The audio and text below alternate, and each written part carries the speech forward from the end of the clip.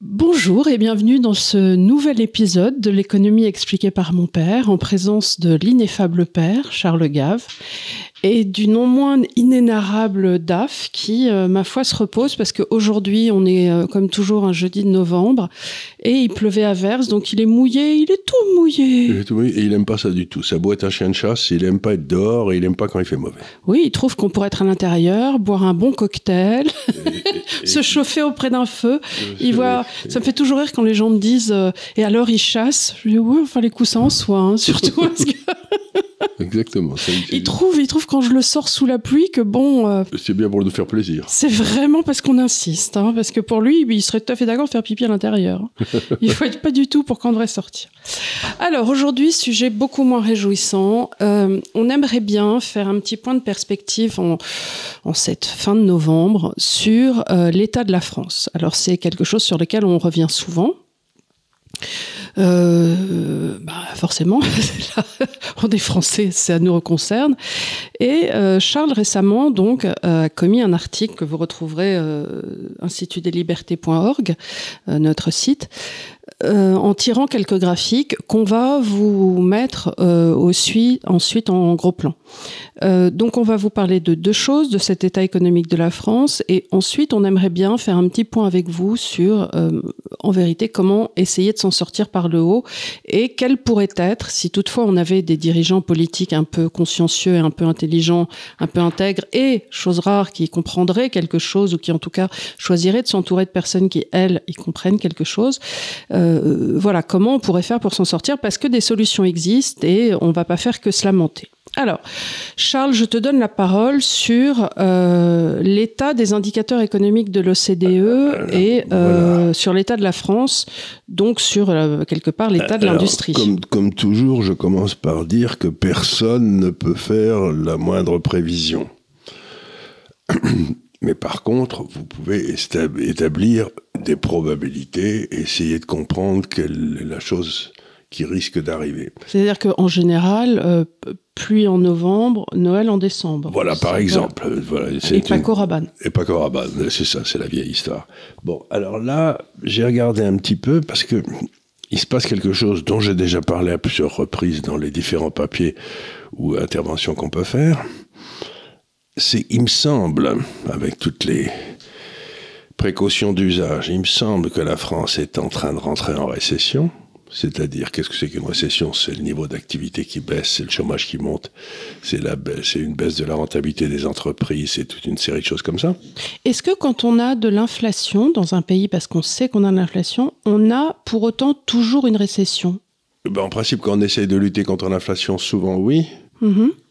Parce qu'il faut monter les taux, donc il y a toute une série de gens qui profitent des taux bas qui se mettent à sauter. Souvent, la récession arrive parce que l'inflation devient incontrôlable et qu'il faut la juguler. Il faut la juguler. Mais là, on parlait de remonter les taux. Ils les ont pas remontés, les taux. Enfin, ils ont monté quand même. Ils sont passés de 0 à 3,5, ce qui est quand même. Et maintenant, les taux d'intérêt, surtout le 10 ans, est passé au-dessus du taux de croissance. Donc ça, même s'ils sont pas très élevés, comme la croissance est très faible, ça suffit. Non mais parce que j'aimerais juste rappeler pour les gens que, encore une fois, cette inflation était quelque chose que tu avais anticipé. Complètement. À partir du moment où tu avais dit, dans la mesure où ils ont terriblement accru la masse monétaire des euros. Il y avait plus d'euros, donc le pouvoir d'achat de l'euro a baissé. Et la façon de juguler ça, et encore une fois, normalement d'arrêter d'émettre, chose qu'ils ne font pas, et de monter les taux. Ils baissent la taille du bilan de la Banque centrale. Se contracte en ce moment, ça veut dire qu'il y a moins d'argent dans le système, ce qui en même temps fait naturellement monter les taux d'intérêt, puisqu'il y a moins d'argent, le prix de l'argent augmente. Donc il y a un certain nombre de mesures, mais c'est ça qui va déclencher des récessions. Intéressant. C'est ça qui va déclencher la récession. Et c'est là que c'est un petit peu embêtant. Alors, qu'est-ce que j'ai fait? La première chose que j'ai faite, c'est que j'ai été regarder ce qu'on appelle des indicateurs économiques avancés, calculés par des gens tout à fait au-dessus de tout soupçon, qui sont l'OCDE. Donc l'OCDE, c'est l'organisation qui, pour les grands pays capitalistes libéraux, mettons, s'il y en a encore, mais enfin, qui calcule et rend les statistiques comparables les unes avec les autres. C'est-à-dire que ça paraît idiot, Mais s'il n'y avait pas l'OCDE, comme les processus statistiques de l'INSEE, puis du machin allemand et du machin italien et du machin américain ne sont pas du tout les mêmes, tu aurais beaucoup de mal à comparer les pays les uns aux autres, parce que tu comparerais des pommes et des oranges. Tandis que là, l'OCDE, ils mettent tout, ils refont les calculs en intégrant des méthodes de calcul similaires. Bon. Et ça permet, par exemple, moi je ne pourrais pas faire mon métier s'il n'y avait pas l'OCDE. Ça paraît idiot, mais ils sont très très utiles. Et dans cet effort de compréhension de l'économie, ce que fait l'OCDE, c'est qu'il calcule des indicateurs économiques avancés. Alors qu'est-ce que c'est? C'est qu'il y a un certain nombre de variables qui, dans l'économie, se mettent à bouger avant que l'économie se plante. Tu vois, ou repartent, d'ailleurs. Par exemple, je ne sais pas, l'une d'entre elles, ça peut être les taux d'intérêt courts. En principe, quand les taux d'intérêt courts montent, 9 mois après, l'économie se viande, tu vois, c'est à peu près ça. Donc il y aura les taux d'intérêt courts, ou il y aura aussi quelque chose peut-être comme... Est-ce que tu peux les trouver, les taux d'intérêt? Oui, mais tu les trouves où? Dans des registres? Les taux d'intérêt courts, tu vas sur l'indicateur économique avancé de l'OCDE, si ça t'intéresse, et ils te donnent la liste des indicateurs, des différentes variables qu'ils ont mis, ainsi que les temps d'avance. C'est-à-dire, il y en a certaines qui peuvent mener de 3 mois, d'autres de 6 mois, d'autres de 9 mois, donc il faut une espèce de cuisine. D'accord. Et ils mettent tout ça pour voir à peu près ce que ça donne. Et là, les indicateurs économiques avancés de l'OCDE pour la France, graphique numéro 1, donc voilà, qu'on va mettre en plein écran. Ils sont en train d'indiquer que la probabilité qu'on ait une récession dans les 6 premiers mois de 2024, parce qu'en général, ils ont à peu près 6 mois d'avance, ces trucs-là, est très, très, très élevé. Très élevé, quasiment à 100%. Donc ça veut dire qu'une récession en France, au début de l'année prochaine, ou maintenant, est tout à fait envisageable. Alors que c'est qu'une récession, comme j'ai dit, baisse de la rentabilité des entreprises, hausse du chômage, baisse des recettes fiscales, hausse du déficit budgétaire, etc. Et donc on dit, alors une récession est probable. Alors moi-même j'ai fait des tas de travaux pour essayer de comprendre pourquoi les économies avançaient, reculaient ou n'importe quoi. Et je vous amène au deuxième graphique, qui est que quand les taux d'intérêt, qui là sont la ligne bleue. Donc là, c'est les taux d'intérêt sur le 10 ans. Sur le 10 ans, toujours qu'on trouve sur l'OCDE. Toujours pris par l'OCDE, c'est des taux de marché, donc là, il n'y a pas de manipulation à faire. Et la ligne rouge, c'est la croissance du PIB nominal sur les 10 années aussi.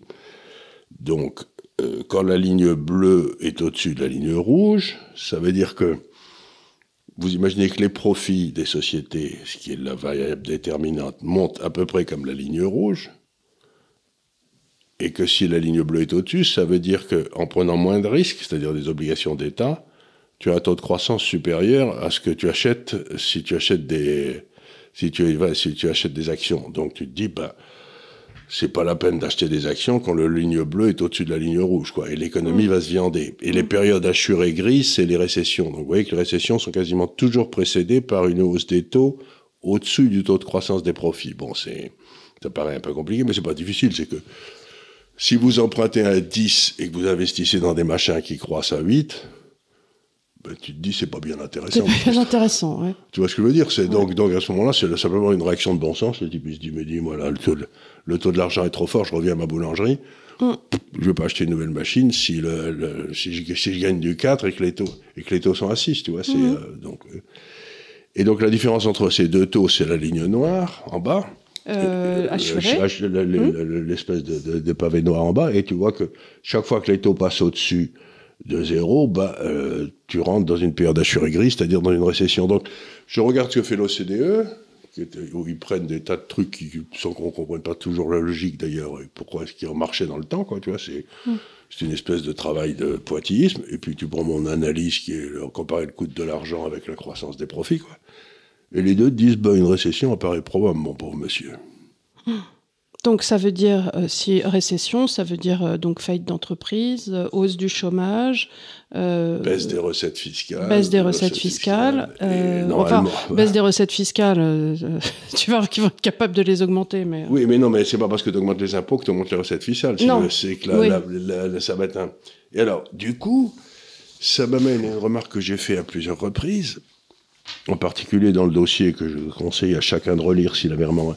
qui s'appelle « Comment réussir sa désindustrialisation », vous savez, qui est disponible, encore une fois, sur notre site, Institut des Libertés. C'est-à-dire, c'est parce que ça reprend, dans le fond, pourquoi la France est dans l'état où elle est aujourd'hui, en reprenant les 30 dernières années. Là, je constate maintenant, aujourd'hui, qu'elle ne va pas bien et qu'elle ne va pas aller mieux dans les 6 mois qui viennent, mais pour bien comprendre, il faut revenir en arrière et un petit peu bosser. Bande de paresseux. Bande de paresseux. Et essayer de comprendre pourquoi ça arrive. On en est là où on en est. Dis le type qui a redoublé 4 classes, tu sais. J'étais pas paresseux, je comprenais pas ce qu'on me demandait. J'étais pas paresseux, je répondais à côté. Ça n'a rien à voir. Et j'étais très malheureux d'être mauvais élève. Non, je pense que tu avais, de toi à moi, je pense qu'on devait avoir des Asperger non diagnostiqués. Enfin, des TDA, TDAH et Asperger non diagnostiqués. Oui, c'est certain. Ouais. En tout cas, c'est que j'ai pas été heureux pendant mes études secondaires. Ouais. Bon, les jésuites y étaient pour beaucoup aussi. Les jésuites aussi, oui. D'ailleurs, maintenant qu'on a un pape jésuite, je sais pourquoi. Oui, tu sais pourquoi tu l'aimes pas, oui. Voilà, oui, alors, parmi les recettes, si aujourd'hui on te mettait à la tête du pays, on te disait, Monsieur Gave, qu'est-ce que vous pouvez faire pour arrêter cette récession ? Eh bien, je dirais une chose toute simple, c'est je dirais où je fais ce que je veux, où je donne ma démission instantanément. Voilà, et imaginons qu'elle ne soit pas acceptée, qu'on te demande de sauver le pays, qu'est-ce qu'on fait, qu'est-ce qu'on pourrait faire là dans cette situation Alors, quelles sont les recettes classiques pour sortir de la récession cours numéro 1 de l'ENA, tu sais, comment ruiner un pays lentement, quoi. Tu augmentes les dépenses de l'État pour recréer une espèce de demande artificielle qui remplace celle qui est détruite dans le système, tu vois. Donc oui, mais ça c'est les fausses bonnes idées. Mais ça c'est plus possible. Oui, mais ça c'est plus possible. Non, mais je te demande pas ce que vont faire ces crétins. Mais moi j'y viendrai après à ce que je vais faire. Ce qui m'intéresse, c'est que depuis 25 ans, chaque fois qu'il y avait une récession qui arrivait, il la voyait arriver, il prenait les mêmes décisions. Ah bah oui, bien sûr. Donc, de droite comme de gauche. De droite comme de gauche, augmentation des dépenses de l'État, baisse des taux d'intérêt, subventions au canard boiteux, enfin tout ce que tu peux imaginer. On va voir l'Europe, on lui demande des subventions. On va voir l'Europe, on va voir des subventions, ce qui est de plus en plus difficile parce que l'Europe n'a plus un rond non plus. Mais... Parce qu'il ne leur empêche pas d'enfiler à l'Ukraine. Oui, ça c'est vrai ça, mais... Et donc, ce qui est étonnant, c'est que là, cette fois-ci, tu te dis, aucune de ces recettes de cuisine qu'ils essayent de faire qu'ils font depuis 45 ans, voire le dossier sur comment réussir sa désindustrialisation, à mon avis, n'est possible aujourd'hui. On a atteint des tels niveaux de dette, on a atteint des tels niveaux de dépenses publiques par rapport au PIB, que je vois pas comment ils peuvent en rajouter une couche. Tu vois ce que je veux dire ? C'est-à-dire que ils ont des espèces de réflexes pavloviens, récession égale, je vais dépenser l'argent de l'État que j'ai pas, quoi. Je vais mettre l'État en déficit. Mais aujourd'hui, ils vont perdre beaucoup plus sur le coût de la dette qu'ils augmentent que sur l'argent qu'ils vont pouvoir déverser, tu vois, parce que le service de la dette devient tellement important que ça marche plus. Donc, la première des choses que je voudrais dire, c'est que je ne vois pas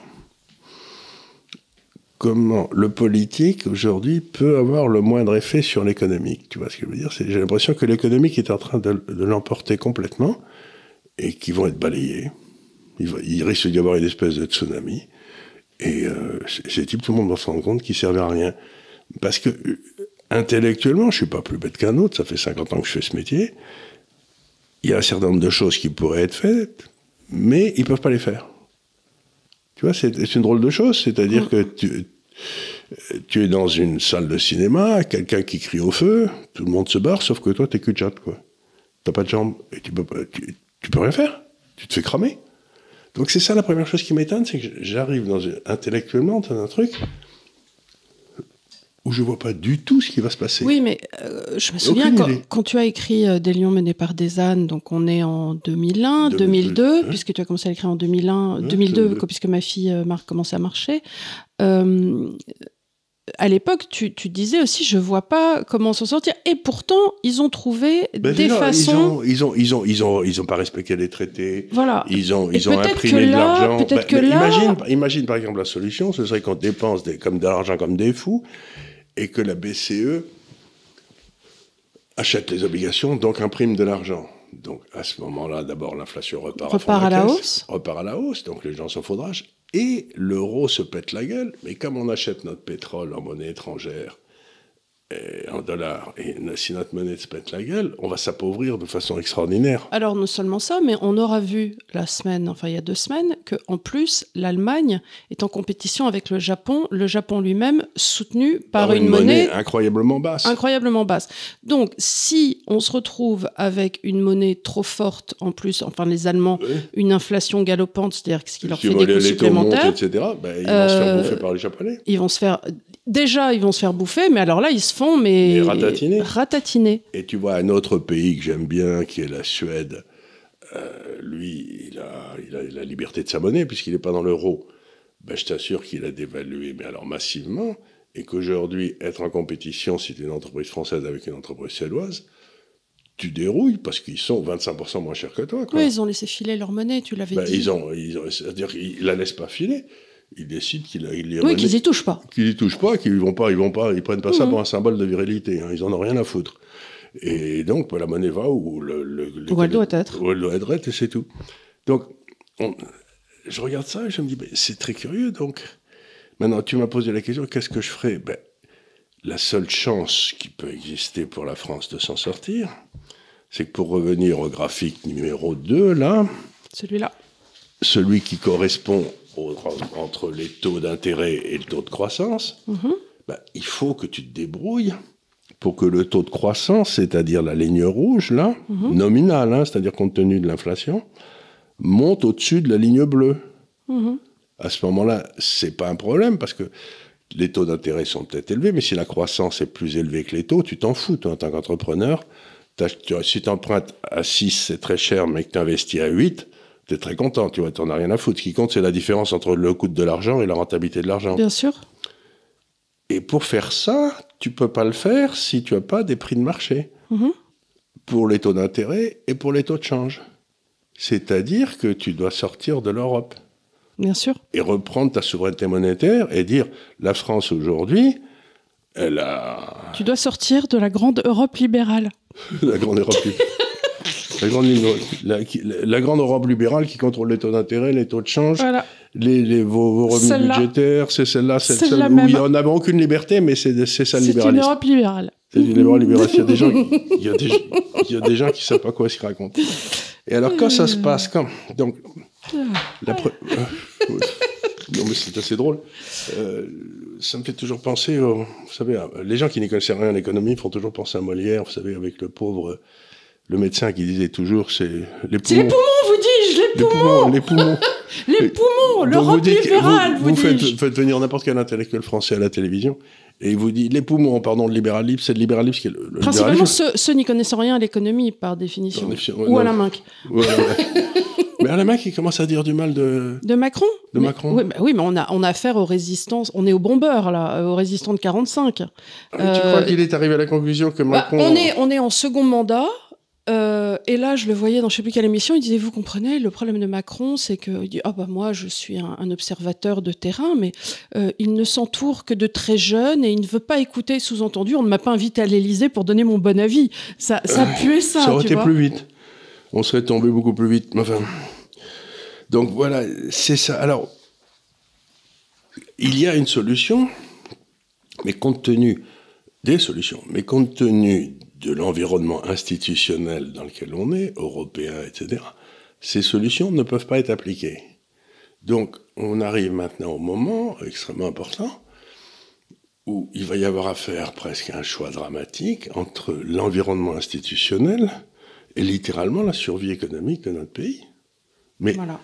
Mais je ne sais pas du tout, quand j'ai dit ça, je ne sais pas ce que j'ai dit. Je ne comprends pas ce que j'ai dit. Mais en réalité, et on l'avait déjà vu, on a une opposition entre, quelque part, une France des Gilets jaunes et de celle qui se lève tôt le matin et qui bosse, la France économique. Voilà. Et les gars dans les bureaux. Et les gars, et la France politique qui nous mène à notre perte. Qui nous mène, exactement. C'est vraiment ça, l'opposition. Et les gars expliquent qu'on peut pas ils ont une espèce d'idéologie que la France peut pas s'en sortir toute seule. Et qu'elle a besoin de l'Europe, qu'elle a besoin de ceci, qu'elle a besoin de cela. Mais dès le moment où vous privilégiez cette contrainte idéologique, vous sortez de la réalité pour rentrer dans une espèce de monde rêvé. Ils sont pas dans le vrai monde. Alors, c'est pas vrai ce qu'ils disent. Je crois que c'est pas tant. Ils savent très bien qu'ils n'ont pas forcément besoin d'autrui. Simplement, c'est leur feuille de route, puisque nous savons tous que leur feuille de route, c'est d'arriver à nous ôter toute souveraineté en tant que pays et qu'individu, et qu'une caste de super dirigeants qui s'auto-administreraient et qui seraient non élus. À la von der Leyen, s'administreraient les uns les autres et nous administreraient. C'est la thèse de mon bouquin, mais on sait très bien comment ça s'est terminé en Union soviétique, avec un écroulement économique absolument gigantesque, et cette classe a été balayée.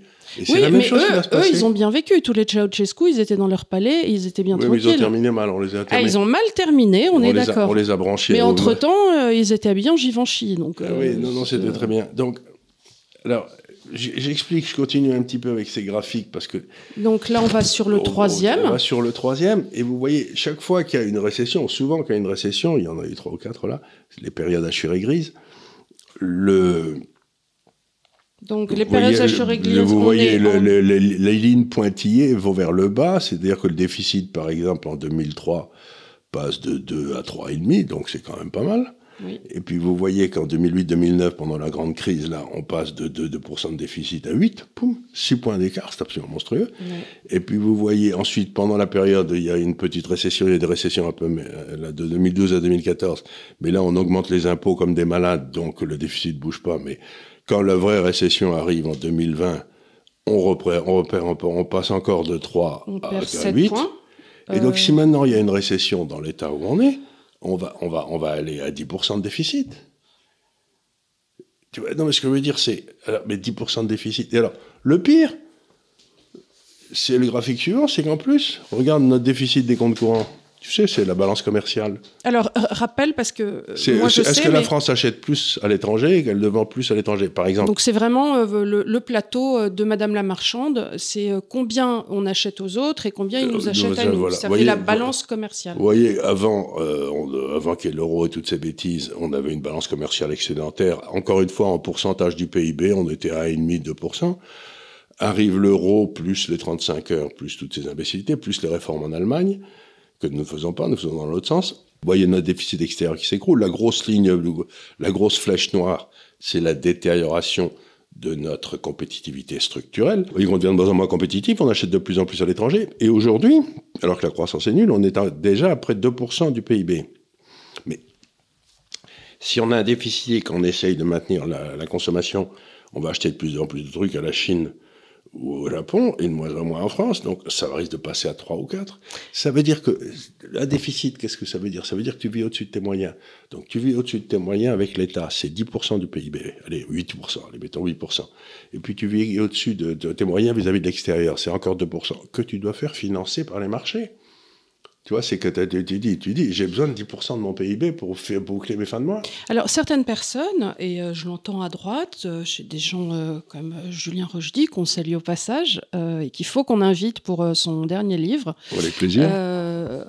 Sur Nietzsche, enfin, homme et sous-homme, enfin bon, bref, aparté, dit ah, mais alors, il faut qu'on consomme moins. On consomme trop, il faut moins consommer, et est-ce que quelque part, moins consommer, évidemment, je ne te parle pas de ne pas acheter de chou-fleur, mais de moins acheter de t-shirts Decathlon. Qu'est-ce que ça veut dire? C'est pas nous qui consommons trop, c'est pas le consommateur, c'est l'État. C'est-à-dire que ce que dit Rochdy, c'est qu'il faudrait que les dépenses de l'État, qui sont à 58% du PIB, passent à 40%. Alors, comme c'est dans tout pays normal. C'est peut-être ce qu'il dit, mais moi, c'est pas ce que j'ai entendu. Je l'ai pas compris comme ça. Je l'avais plus compris au niveau individuel, que nous sommes dans une société... Tu peux essayer de faire ça, mais allez, si tout le monde se met à faire ça, qu'est-ce qui va se passer? Les gens vont se faire des poires et des raisins dans leur jardin. Donc la TVA va s'écrouler. Ils n'achèteront plus de poires et de raisins chez eux. Donc les gars qui vendent des poires et des raisins vont fermer. Non, mais ça serait peut-être pas dommage si on achetait moins de Nike et moins d'iPhone. Ce serait pas dommage, mais ça, bien sûr. Mais les Nike et les iPhones, je sais pas si tu as remarqué, il y a des boutiques partout et les gens font la queue devant. Donc tu vas pas dire aux gens. Mais il est tout à fait exact ce que tu dis, c'est que dans toutes les récessions, en principe, la balance commerciale s'améliore. Parce que les gens, comme ils ont moins d'argent, ils achètent moins, donc ils achètent moins à l'étranger. Par exemple, la récession de 1997-98, tu vois, tu as une récession là, et tu vois la balance commerciale qui explose à la hausse, parce que les gens achètent beaucoup moins. Donc si on a une récession, il est probable qu'ils vont acheter beaucoup moins. Mais en même temps, il y a des choses qu'on ne peut pas ne pas acheter, le pétrole, je ne sais pas d'autres. Oui, et comme tu disais, dans ces cas-là, tu as une perte des recettes de l'État, puisque donc, si on achète moins, TVA s'écrase. Alors on rentre dans un système dont j'ai souvent parlé, c'est Keynes, le grand économiste anglais, qui l'a mis en lumière, c'est que dans un pays, si les taux d'intérêt sont au-dessus du taux de croissance, c'est-à-dire en quelque là, c'est la ligne noire qui est au-dessus de l'espèce de grosse tache bleue, là, vous voyez, ben, ça veut dire que vous empruntez à 10, vous croissez à 6, ben, votre dette explose. Donc toutes les périodes où la ligne noire est au-dessus de la ligne bleue sont les périodes où la dette en pourcentage du PIB explose. D'accord. Et donc, on est en train de rentrer à nouveau. Donc ça veut dire que, ce que je suis en train de dire, c'est qu'on est à 124% du PIB ou je sais pas quoi, et si on a une récession, on va passer à 150. Et je sais pas qui va les financer. C'est pas les Français, ils n'auront pas l'épargne. Non, on n'a pas l'épargne. Et donc, c'est soit la Banque Centrale Européenne et la monnaie s'écroule et on a de l'inflation, c'est soit les autres pays, mais ils vont pas nous financer alors qu'on a un risque majeur à 3% ou à 2,90. Donc, ils vont nous prendre du 4 ou du 5. C'est-à-dire que il va y avoir une prime de risque qui va être mise sur le... C'est-à-dire que déjà, récemment, on a dû lancer des dettes indexées sur l'inflation. Voilà, des emprunts indexés sur l'inflation. On va devoir faire ça, c'est-à-dire... On va devoir faire peut-être payer, à la place de payer 2,91, c'est-à-dire 50 points de plus que l'Allemagne, allez, 50 basis points, là, on va devoir mettre 150, parce que l'Italie est plutôt à 100 ou 150 au-dessus, parce qu'ils ont un risque. Avec un service de la dette qui va finir... Qui va exploser et qui va être en pourcentage. Et plus le service de la dette augmente, plus on en paye à l'étranger, plus il faut qu'une partie importante du travail français aille d'abord au service de la dette, et il y en aura moins à distribuer en France. Oui. Et donc ça veut dire on travaille de plus en plus pour les étrangers, on devient des esclaves, quoi. Les esclaves de la dette aux étrangers. Donc il y a toute une série, ce que je suis en train de dire, il y a toute une série de conséquences politiques, économiques, parce qu'on pourrait aussi faire appel au FMI. Ça veut dire à ce moment-là... Ah, mais là, on le sait, quand on appelle le FMI, on perd toute souveraineté. Voilà, c'est peut-être une des possibilités. Ou à la Banque centrale, ou dire aux Allemands de nous gérer. Mais quand ils ont essayé de 40 à 42, ça n'a pas soulevé l'enthousiasme. Hein. Moi, je ne suis pas un gros partisan d'avoir l'Allemagne qui me gère. Quoi. Ça ne me paraît pas une bonne... Oui, mais enfin, on dit ça, mais ils ne sont pas tellement mieux gérés que nous. Hein. En ce moment, non, ils ont des gros problèmes aussi. D'ailleurs, ils ont un problème, c'est qu'ils avaient... coller une espèce d'interdiction d'emprunter en déficit et que dans la Constitution... Dans la Constitution qui a été contournée. Ils essayent de la contourner, mais ils n'y arrivent pas. Avec la Cour suprême leur a dit non, vous n'avez pas le droit. Parce qu'ils ont été incroyablement bien gérés dans toute la période de réunification en étant très dans l'astreinte, les réformes de Schröder, de Schwartz, de Schröder, etc. Voilà.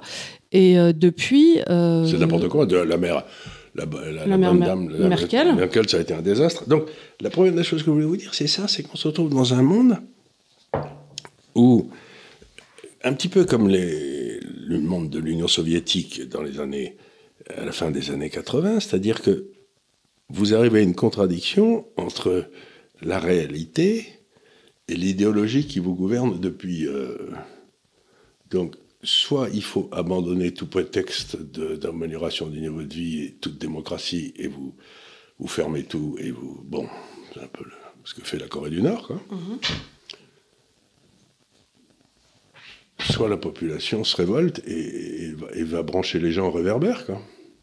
Tu vois ce que je veux dire ? C'est-à-dire qu'on arrive dans une période qui est profondément révolutionnaire. Mais le problème que je vois à ça, de la période révolutionnaire, c'est que ceux qui se révoltent sont toujours l'extrême gauche, qui demandent justement dans ces cas-là des aides pour les plus démunis, parce que ce qui va se passer, c'est que la marge des plus démunis va s'accroître. On va se retrouver avec une situation de récession, donc moins d'aide d'État et ainsi de suite. Mais leur solution pour ça, c'est toujours pareil, c'est taper sur Bernard Arnault et dire qu'il faut taxer plus les très riches, puisque, soi-disant pour eux, ils n'arrivent pas à analyser que tout ça arrive d'une mauvaise gestion de l'État et non pas d'une captation des plus riches. Parce que, encore une fois, les gens n'arrivent pas à comprendre que cette perte de richesse n'est pas dû, c'est pas parce que Bernard t'a volé ton fromage, c'est parce que simplement on est géré par des cochons, comme des cochons par l'État. Et qui donnent de l'argent à des gens qui ne travaillent pas. Et c'est là, alors, pour revenir à ce qu'il faut faire, j'ai été invité à présenter à l'ambassade de Hongrie par un monsieur qui s'appelle monsieur Orban. Oui, tu en as parlé la semaine passée. Qui n'a rien à voir avec l'Orban, sauf le même nom. Il paraît qu'Orban, c'est comme Dupont. Et donc, M. Orban, lui, la Hongrie, avec le vrai M. Orban, le Premier ministre, a trouvé une situation un petit peu similaire quand il est arrivé au pouvoir il y a quelques années. Et donc, il a parfaitement réussi à redresser la situation. Qu'est-ce qu'il a fait? J'ai peut-être dit la semaine dernière, je ne sais pas. Il a dit, on va s'appuyer sur 4 choses. Premièrement, la Hongrie est un pays chrétien. Oui. Bon. Deuxièmement, la cellule indispensable dans toute société, c'est la famille. Donc, il faut que toutes les solutions soient prises d'abord au niveau de la famille. Troisièmement, il a dit il faut que la plus grosse partie des revenus des Hongrois viennent du travail et non pas des subventions. Donc, fin des subventions, arrivée du travail. Et quasiment, c'est aux Hongrois de déterminer qui peut vivre en Hongrie. Donc, tu vois, c'était 4 trucs qui étaient simples et tout d'exécution. Et maintenant, ils ont des excédents des comptes courants, des excédents de balance commerciale. Ils vont bien, merci, il n'y a pas de chômage. Donc, on sait très bien, mais ils ont gardé une indépendance farouche. Ils ne sont pas dans l'euro, pour commencer. Et une indépendance farouche vis-à-vis de Bruxelles. Je ne sais pas si tu as remarqué, ils passent leur temps à s'engueuler avec Bruxelles. Et la question qu'on peut se poser, c'est est-ce que la France est en train d'arriver dans un état un peu argentin? Je ne sais pas si tu as vu, il y a Fada qui a été... Moi, encore une fois, heureux les fêlés, il laisse passer la lumière. Moi, j'aime beaucoup ce monsieur. Il me fait rigoler. Ça change. On verra bien. On verra bien. De toute façon, on n'est pas concerné. On n'est pas concerné, mais... Et honnêtement, l'Argentine, ça devait être le pays, à l'époque de Napoléon III, tout le monde appelait l'Argentine de ses voeux, c'était censé devenir le nouveau Eldorado, et Dieu sait qu'ils avaient tout pour eux. Mais en 48, c'était le 2e niveau de vie du monde, avant la France. Ouais, il faut dire que le problème des Argentins, c'est un peu les Argentins. Voilà, c'est vrai ça. C'est surtout les politiques argentins. C'est comme un peu la France, si vous voulez, le problème de la France, c'est la fonction publique. Le peuple est assez satisfaisant, mais alors les gars qui sont en haut, c'est quand même des...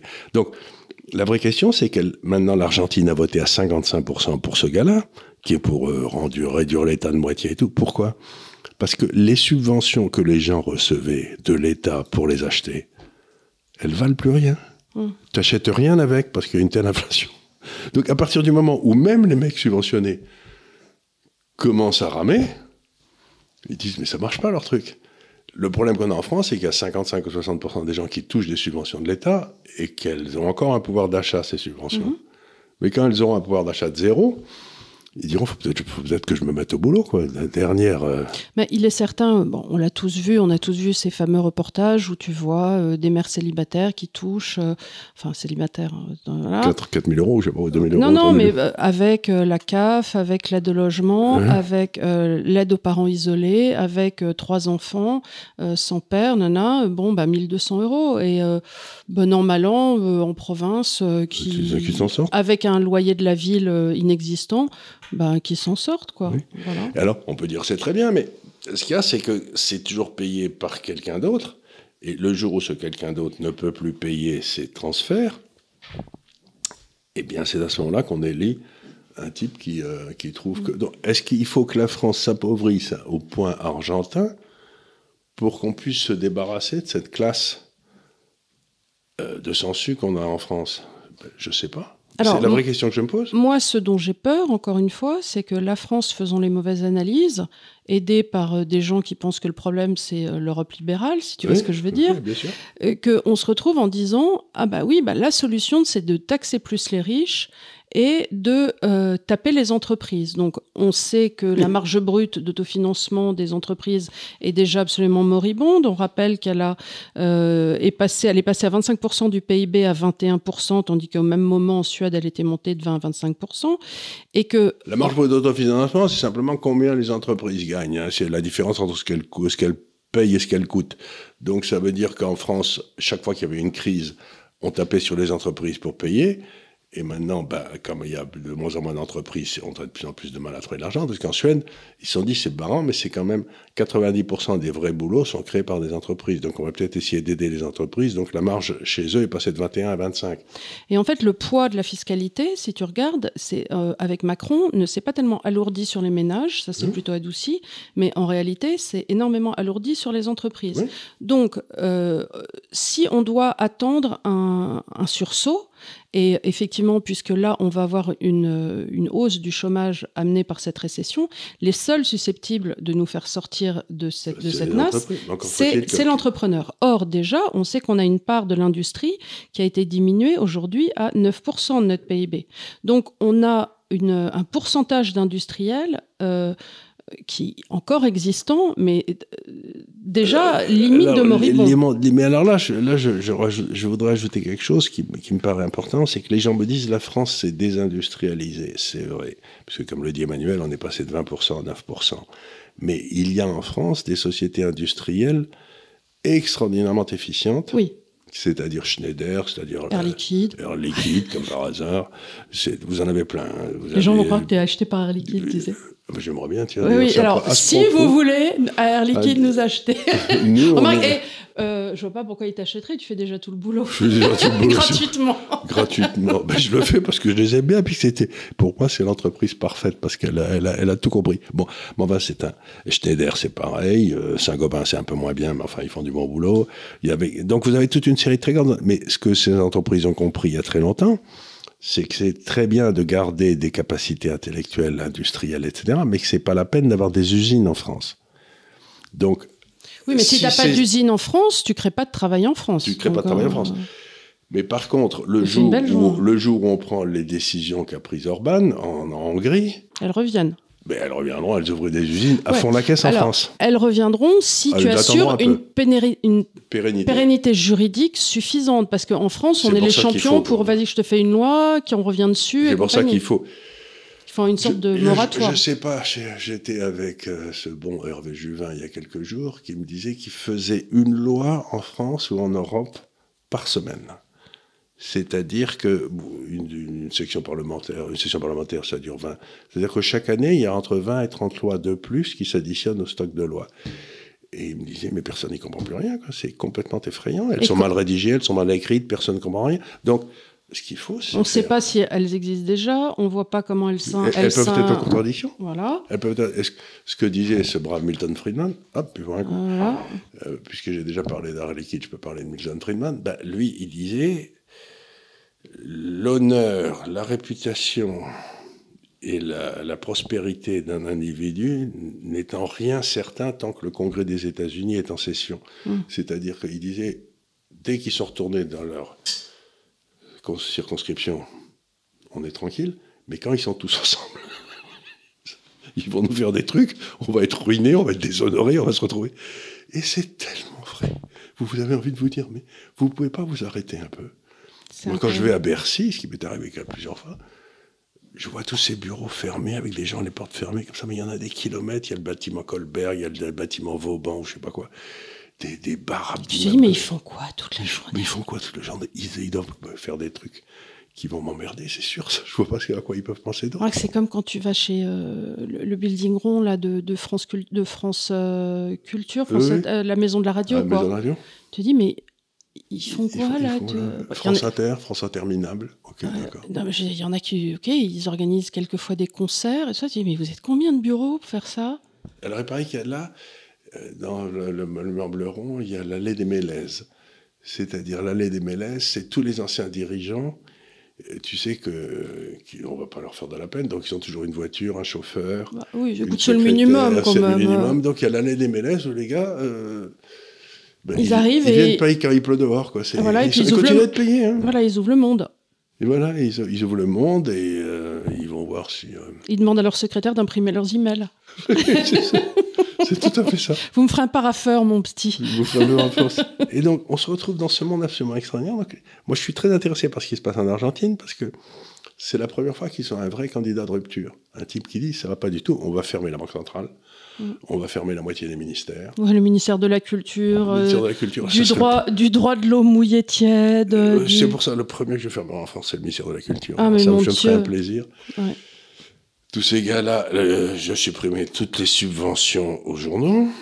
Oui. Toutes les subventions. Alors, on fait un travail ici, qui sortira peut-être un jour. C'est qu'on est en train de faire une espèce de règle de numérotation, vous savez, de recensement de toutes les hautes autorités, grands conseils, tout ça qui existe en France. De la grande plume et de l'ordre de la jarretière, oui. Mais non, mais qui sont subventionnés, c'est-à-dire... Oui, bien sûr, mais bien sûr. Mais qui touchent des subventions. Il y a par exemple un machin où il y a 300 personnes qui travaillent, qui est pour les relations entre le Parlement et le pouvoir politique. Attends, bouge pas. Tu vois, c'est l'ENIAL qui s'en occupe. Et ça coûte, je sais plus combien, 30 millions par an, j'en sais rien. Je dis, mais attendez une seconde, 300 personnes qui travaillent pour la relation entre le Parlement et le pouvoir politique? Mais qu'est-ce qu'ils foutent? Tu vois, mais il y en a des centaines. Des hautes autorités à l'économie, des hautes autorités auprès du Premier ministre sur le sexe des anges, j'en sais rien, mais tu en as des centaines. Et tu te dis là-dedans, à chaque fois, il y a des faux boulots avec des secrétaires, des voitures, et sont des gars qui ont... Et c'est comme ça qu'un gars, celui qui s'occupait des retraites, s'était retrouvé avec 12 retraites. Mais c'est pour ça que quand ils sont tombés sur Schiappa, non pas que je la défende, absolument pas, mais elle n'a rien fait que d'autres ne fassent, mais de façon exponentielle, avec 3 zéros. Elle avait dû fâcher quelqu'un, celle-là. Non, mais bon, si elle commençait à énerver tout le monde, et puis c'est saillie, ces trucs dans Playboy, et puis voilà. Donc on a dit, on va se servir de ça, et ils ont dit, voilà, les fonds Schiappa. Mais ils font tout ça, enfin. Ils font tout ça. Et alors, c'est pour ça qu'elle n'avait pas vu le problème. Oui. Mais comment ça, il faut faire des vrais boulots, il faut faire des vraies commissions, mais enfin, on ne m'avait rien dit. Oui. C'est comme ce que tu disais, cette fameuse fille, là, quand on a fait tout le mouvement dénonce ton pote, là, cette actrice qui avait dit, mais alors vous voulez dire qu'on va devoir apprendre des rôles?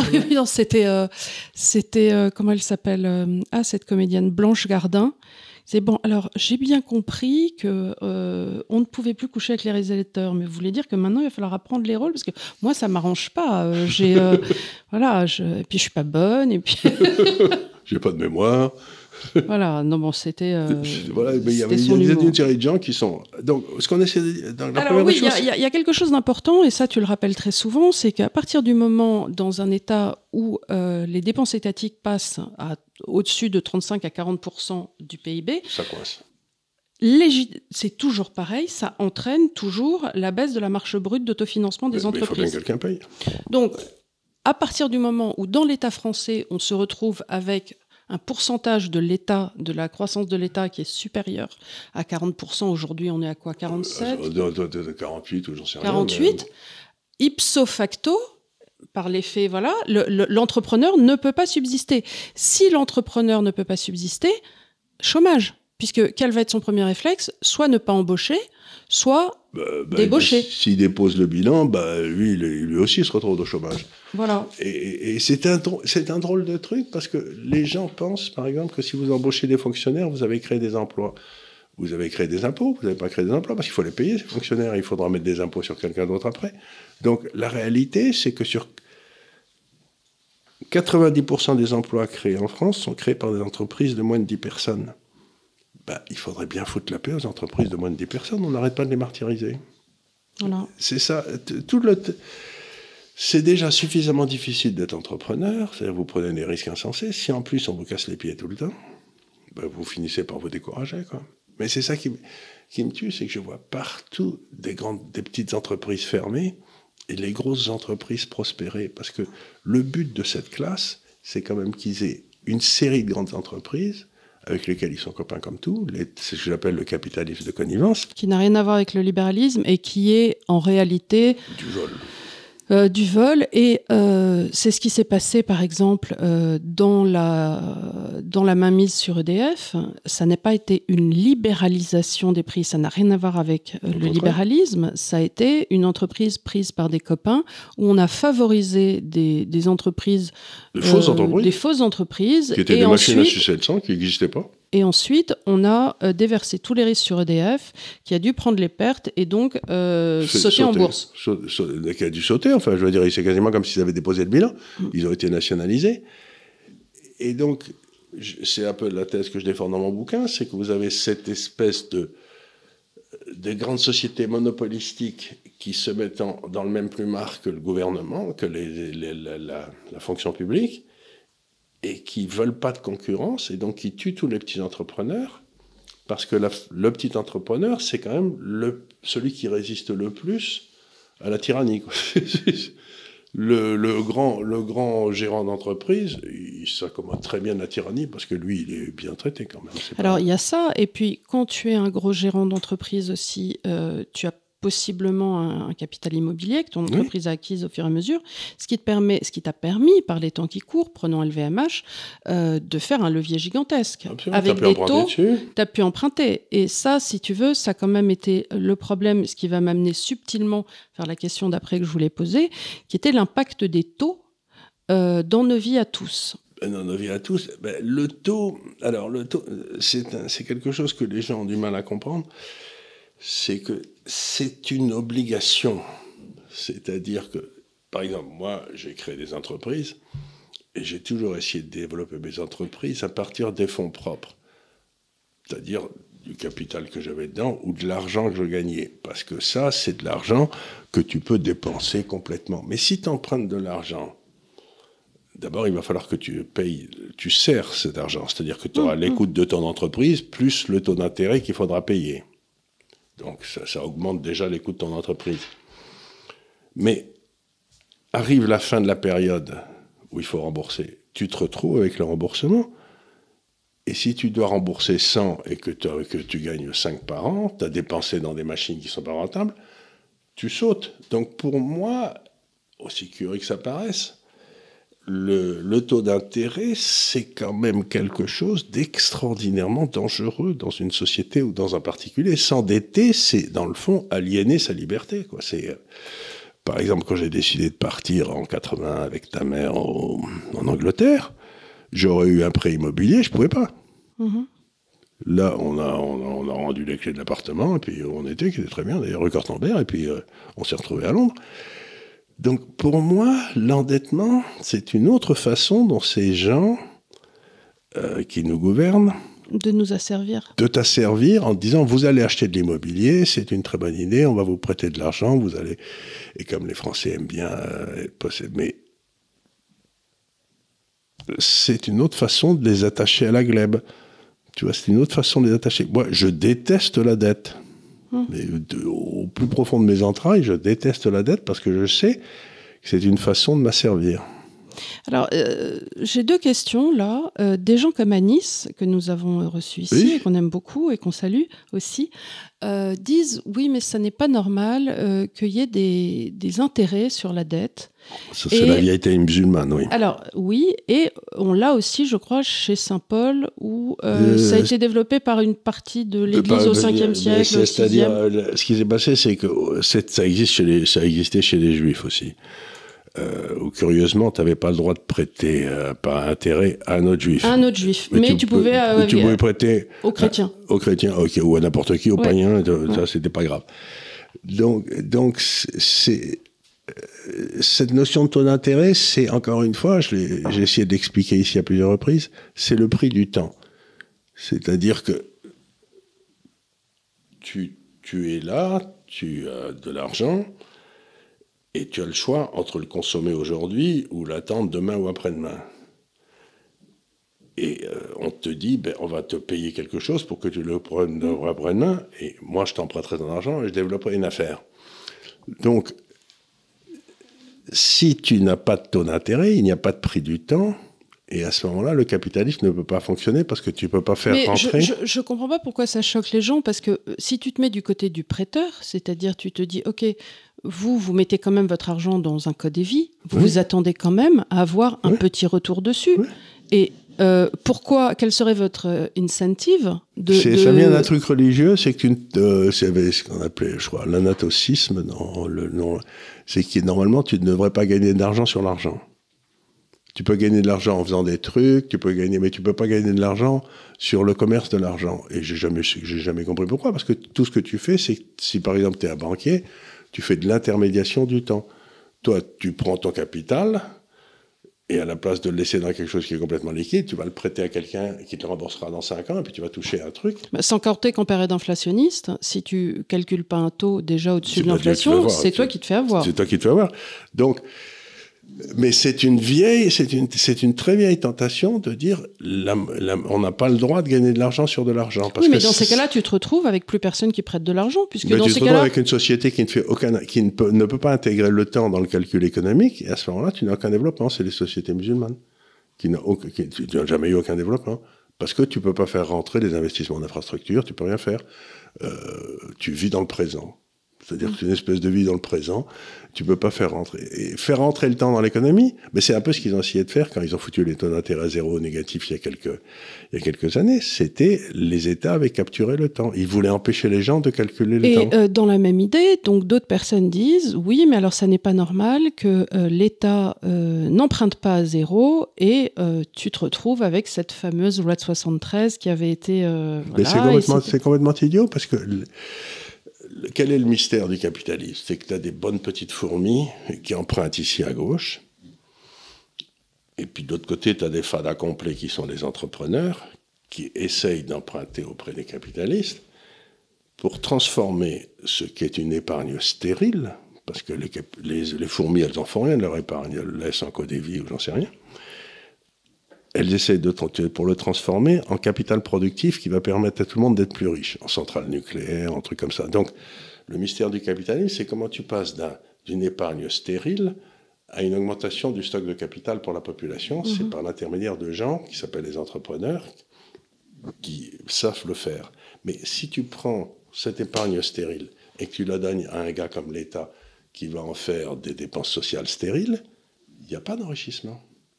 Donc il faut que l'État emprunte à un prix plus élevé que les autres, pas moins élevé que les autres, parce qu'il faut qu'il soit... C'est celui qui, dans l'histoire, a été le plus grand destructeur d'épargne qui ait jamais existé. Donc le type qui dit qu'il ne doit pas emprunter, il doit emprunter à zéro, il est en train de me dire que l'État est capable de gérer l'argent des autres convenablement, qu'il est à la recherche du bien commun. Mais alors à ce moment-là, pourquoi on a 73 milliards de fraude sur la Sécu? Ils sont incapables de gérer une baraque à frites. Donc il faut, en fait, dans une démocratie normale, l'État devrait constitutionnellement être interdit de déficit.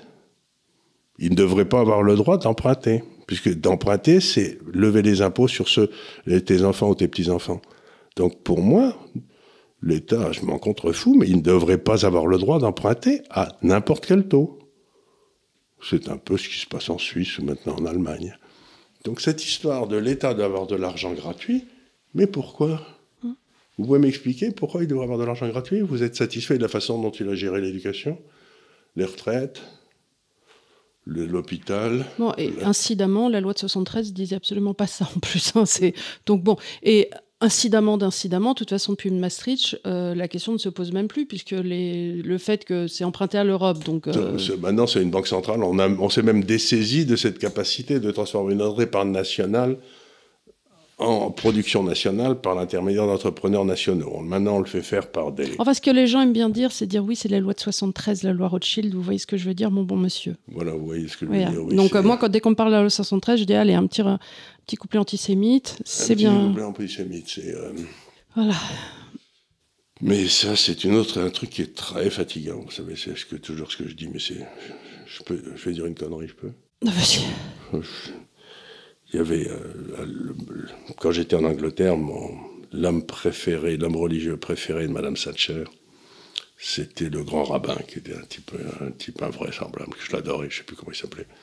Il était poilant. Et un jour, je l'ai entendu dans une réunion comme ça. On lui demandait, qu'est-ce que c'est à votre avis que l'antisémitisme? Il regarde le gars en se marrant, il lui dit, mais je vais vous dire moi ce que c'est que l'antisémitisme. C'est de détester les juifs plus qu'il est normal. J'étais plié, j'en pouvais plus de bonheur. Oui, t'as qu'un juif qui peut dire ça. Il devait être Ashkénaze, non? Oui, il était Ashkénaze, bien sûr qu'il était Ashkénaze. Mais tout le salle était plié, l'Angleterre était folle de bonheur. Et je me suis dit, mais quand même, il n'y a que les Anglais pour dire des conneries pareilles. Ouais. Et c'est assez... donc, cette façon de traiter l'antisémitisme, autre chose qu'il faut savoir sur l'Angleterre, c'est que les Juifs commençaient à avoir une position importante en Angleterre au début du 19e, je crois. Et ils avaient été viré d'Angleterre par un roi 4 ou 5 siècles avant, je ne sais plus quoi, comme ça. Oui, on faisait bien ça à l'époque. À l'époque, de temps en temps, ils les viraient, puis revenaient, puis on les virait. Allez, on va virer les protestants. Pourquoi ? Parce qu'on leur donne de l'argent, par exemple. C'est une excellente raison. Donc, les Anglais et les Juifs font une demande au gouvernement britannique que cette décision d'un roi d'Angleterre de 5 siècles avant, de les virer, soit annulée. Et le gouvernement britannique répond qu'il n'y avait jamais eu de texte officiel pour virer les Juifs. Donc, ils pouvaient revenir, partir, faire ce qu'ils voulaient, ils étaient chez eux, quoi. Et j'ai trouvé cette façon de dire, ouais, il y a peut-être un gars qui avait décidé comme ça, mais enfin, ça n'a pas été officiel. Oui. Donc, nous, c'est nul et non avenu, on parle d'autre chose, quoi. Oui. Donc, ils répondent pas à la question, ils disent pas, vous avez le droit de venir, ils disent... On n'a pas retrouvé le texte d'incidence, de source. Donc, comme vous n'en avez rien retrouvé,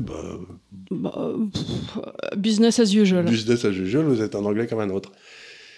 Et c'était une période admirable, parce que du coup, on ne faisait pas des textes de loi pour n'importe quoi. Oui, ça, c'est fondamental. C'est-à-dire qu'on ne faisait pas des textes, c'est-à-dire qu'ils bottaient en tous toujours pour ne pas faire un texte de loi, pour ne pas inscrire un droit qui n'a pas lieu d'être. Si tu te dis, on va faire parler d'autre chose. Et moi, ce qui me tue, c'est tous ces droits qu'on est en train de créer partout. Mais il n'y a pas de... Si tu crées un droit pour quelqu'un, tu crées un devoir pour quelqu'un d'autre. Et ça ne peut pas marcher. Et je pense, encore une fois, que plus tu morcellises le droit, moins tu le rends fort. Et on devrait partir de... Tout est permis sauf ce qui est interdit. Or, on fait précisément l'inverse. On dit, alors, on va vous permettre de traverser la rue. On va vous permettre de traverser la rue de 4h à 5h30, de 5h30 à 8h30. Et alors, les années bissextiles, les jours pairs, si vous avez une voiture qui commence par 5, si vous avez une voiture... Tu dis, mais on s'en sort plus. Parce que l'histoire de nul n'est censée ignorer la loi, il faut encore qu'elle soit pas complètement conne. Hein. Et puis ensuite, tu peux pas connaître 3000 pages de texte sur le droit du travail, quoi. Tu ne peux pas. Non, mais parfois, je vois des assemblées parlementaires, tu sais, tu regardes certains débats parce que tu tombes sur Public Sénat ou j'en sais rien, mais je suis affolée des ordres du jour. Tu dis, on amène les mecs à voter pour savoir si ça va être, si on doit faire une loi pour savoir s'il doit y avoir, à côté des chambres de bonne, la permission d'avoir des wawa ou pas. Tu te dis, putain, c'est... Mais alors, le boulot de député, là, c'est vraiment, tu sens que t'es au cœur de la nation, quoi. Et tu te retrouves devant des phénomènes absolument extraordinaires. C'est ce qu'on appelait autrefois en français l'anomie, c'est-à-dire qu'il y avait tellement de lois que plus personne n'est respecté. C'est-à-dire que tu as une espèce de mépris de la loi, que tu vois par exemple dans les banlieues aujourd'hui. La loi, ils en ont strictement rien à foutre. Ils ont un mépris de la loi parce que tu n'as pas d'État fort pour la faire appliquer. Parce qu'il y a trop de trucs à appliquer. Alors, non seulement ça, mais les moyens ne sont pas là. On le sait tous, le problème. Et ça, c'est pas le problème des flics. Le problème, c'est qu'ils n'ont pas de moyens pour faire appliquer et qu'ensuite, les décisions de justice qui prennent du temps à arriver, ne sont pas... Tout à fait. N'ont pas de... Voilà, et les peines courtes en dessous de 12 mois, non. Donc, tout ça, c'est pour dire... Donc, on est dans une société aujourd'hui où le principal problème, c'est que l'État a outrepassé tous ses droits, que c'est en train d'arriver à un système économique maintenant qui a une bonne chance de s'arrêter, tu vois, de bloquer, pouf, de coincer. Et donc, à ce moment-là, on rentre automatiquement dans une espèce de nécessité de changer les choses, mais de pas de changer les choses comme on a l'habitude de lentement ou n'importe quoi, ou de les faire semblant de les changer, mais il va falloir vraiment changer les choses. C'est-à-dire que ce qui se passe en Argentine, c'est peut-être le type, tu sais, qui se balade avec une tronçonneuse en disant je vais couper tous les... il est là, il est mort d'ailleurs. En France, on n'a pas besoin d'une tronçonneuse, on en a besoin de 3 ou 4. Quoi. Donc... là, il y a eu les élections aux Pays-Bas aussi qui a mis... Incroyable, voilà. Donc, est-ce que les lignes commenceraient à bouger en Europe Il y a Orban, il y a les Pays-Bas. Oui, mais regarde, Mélanie, on s'attendait à quelque chose et on n'a pas été déçus en bien, là, pour l'instant. Non, et Dieu sait que l'Italie est dans une trappe à dette. Oui. Donc Mélanie, on m'avait dit au départ que c'était un peu un Young Leader. Un young leader informé. Oui. On me l'avait dit aussi, donc j'ai voulu ne pas y croire, mais j'en suis pas certain. Mais on aime bien rester optimiste et laisser sa chance au produit, mais là, pour l'instant, on n'est pas, déçu en bien. Non, mais qu'est-ce qui va se passer en Europe, dans la structure de pouvoir européenne, quand l'un des grands pays européens, c'est-à-dire la France, se retrouve dans une situation économique complètement impossible. Et en Espagne, ils se mettent sur la figure bien. Et il y a des manifestations de 5 millions de personnes où ils se mettent entre la gueule entre les Catalans et les Espagnols. Enfin, une partie des Catalans et les Espagnols. Donc, on sent bien que cet effort de destruction des nations auquel s'est livrée l'Europe depuis 40 ans est en train d'arriver à ses limites, quoi. On le voit en Hollande, on le voit en Hongrie, on va le voir en France bientôt. Et je sais pas, je trouve que ça ouvre des perspectives, mais en même temps, moi personnellement, mon but, j'essaye de comprendre ce qui se passe, c'est de prolonger les tendances les plus rationnelles. Alors là, les tendances se brisent. Tu vois, j'arrive à un trou, j'ai le Grand Canyon devant moi, quoi. J'ai dit, tiens donc, je sais pas, mais restez les deux pieds dans le même sabot et cultivez votre jardin, quoi. C'est ça le... Bon, ben voilà, tu auras eu le mot de la fin. J'espère qu'on vous aura pas trop déprimé. Non, parce que ça veut dire qu'on va redevenir libre. On a cette espèce de chape de plomb qui nous pèse sur le dos. On va être peut-être moins prospère, on va être moins confortable, mais on va retrouver... Je sais pas, la France était un des pays les plus gais du monde. Puis à partir des années 70, il a commencé à devenir triste. Alors là, je ne renvoie sur notre émission sur le rapport des filles et des garçons. Je pense aussi qu'on était un pays, et ça tu l'as dit souvent, mais je me permets de le redire, où entre hommes et femmes on s'entendait très bien, on était copains, on allait à la petite école ensemble et on avait une véritable amitié. Quand un type te sifflait dans la rue, t'étais contente, t'en faisais pas une montagne, tu ouvrais pas un procès pour atteinte à ton honneur. Est-ce qu'on pourrait simplement revenir à des notions de base, de gentillesse les uns avec les autres, ce qui inclut le rapport homme-femme où on a le droit de flirter gentiment tant qu'il n'y a pas d'attouchement ou de violence ou de mauvais mots, et de la même façon se parler les uns aux autres aussi. Mais ça, mais c'est plus vrai quand on va à la campagne, quand on va en province, les gens ont quand même plus de... Ils te parlent plus facilement, je veux dire, au-dessus des tomates ou ainsi de suite. Mais enfin, moins, il est vrai que dans les années 80, mais je trouve. C'est vrai, quelqu'un me disait hier que quand il est arrivé à Paris dans les années 60 et au début des années 70, ça bougeait, c'était gai, il se passait plein de trucs, il y avait des événements partout, et que petit à petit, le pays s'est endormi, tu vois, s'est endormi et s'est alourdi et est devenu triste. Oui, parce que tout est compliqué à faire. Et voilà. Donc, moi, regarde, ne serait-ce qu'aller au théâtre, tu vas aller du théâtre du 16e où j'habite, dans le quartier des théâtres à Paris, ben, tu peux pas passer en voiture parce que c'est bloqué partout, quoi. Oui, et quand on l'a fait en métro la dernière fois, quand on est allé voir Sandrine Saroche, c'est le métro aux heures de pointe, avec maman qui a pas une mobilité super, c'était quand même pas... c'était pas génial. C'était pas génial. Donc le pays, on nous a organisé une société contrôlée et triste.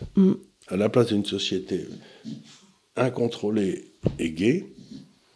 Ouais. Bah, ça fait longtemps que Paris n'est plus une fête, je crois qu'on peut le dire. On peut le dire, exactement. Ben voilà, mais il faut qu'ils le redeviennent, c'est ça la question. Voilà. Non, mais parce que les gens sont gays sinon. Et c'était ce qui avait de sympa avec les Gilets jaunes, c'est que c'était gay. Justement, quand on allait les voir, ils étaient contents autour de leur... Ils faisaient des merguez sur le rond-point. Ouais, ça veut dire que les ronds-points servaient à quelque chose. Ouais, il y avait une belle collaboration et c'était sympa. Moi, j'avais trouvé ça aussi sympa. Voilà, écoutez, le DAF est d'accord avec nous. Merci beaucoup de nous avoir suivis. Merci pour tous vos commentaires sur l'émission. On va faire un débriefing sur les femmes, peut-être un jour. Je sais pas, parce qu'il y a eu quand même moins de réactions que sur les garçons. On va voir. Peut-être, en tous les cas, la semaine prochaine, on fera une émission de questions, puisqu'elle arrive à temps. Et n'oubliez pas d'acheter le livre de Charles, qui passera dans l'émission de Pascal Brault. Le 6 décembre à 10h du matin. À 10h du matin, voilà. Et on vous dit à la semaine prochaine. Et merci beaucoup de nous suivre et mettez des pouces. Enfin, vous connaissez. À bientôt. Au revoir.